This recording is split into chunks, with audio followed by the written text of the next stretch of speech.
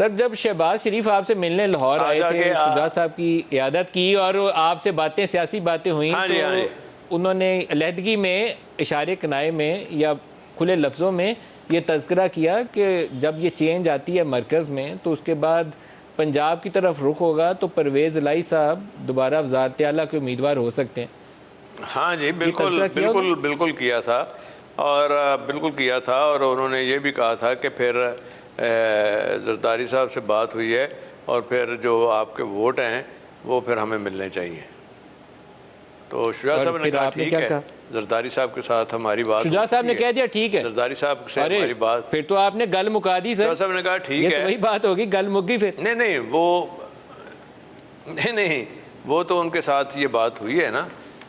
उसके बाद फिर जरदारी साहब ने अब आगे बात को बढ़ाया और वही उन्हीं की तरफ से हो रहा है, क्योंकि जरदारी साहब तो पहले दिन से कह रहे हैं कि उनको बनाएं तब आपका हम साथ देंगे। ये उन्होंने पहले ही कंडीशन लग दी थी।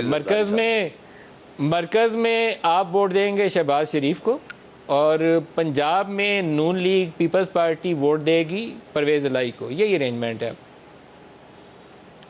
अभी फ़िलहाल तो यही है। चलिए फिर मेरी तरफ से आपको एडवांस मुबारकबाद हो।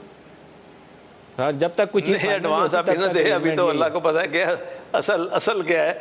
असल तो देखें, अब जैसे शेख रशीद साहब का आज बयान चल रहा था जी कि हम 25 के बाद जो है ये सारा कुछ चेंज हो जाएगा, हर चीज़ देखेंगे वो चेंज हो जाएगी। पता नहीं अब उनके पास क्या है जो चेंज हो जाएगी। हम भी इंतज़ार में हैं कि आप भी इंतज़ार कर लें ज़रा सर, क्या उनके पास है, ताकि वो निकल आए जो भी निकलना है। सर 25 के बाद फिर आपको कस्टडी में ले लें, यही हो सकता है, इसके अलावा तरीका कोई नहीं बचा। वो भी नैब ने तरदीद कर दिया है कि इनके खिलाफ कोई केस नहीं है, हम अदालत से सारा जीते हैं। उसके पहले तो हमारे ऊपर ये तलवार रही है ना हमेशा, पकड़ लो वाली, तो अब तो कोई नहीं है।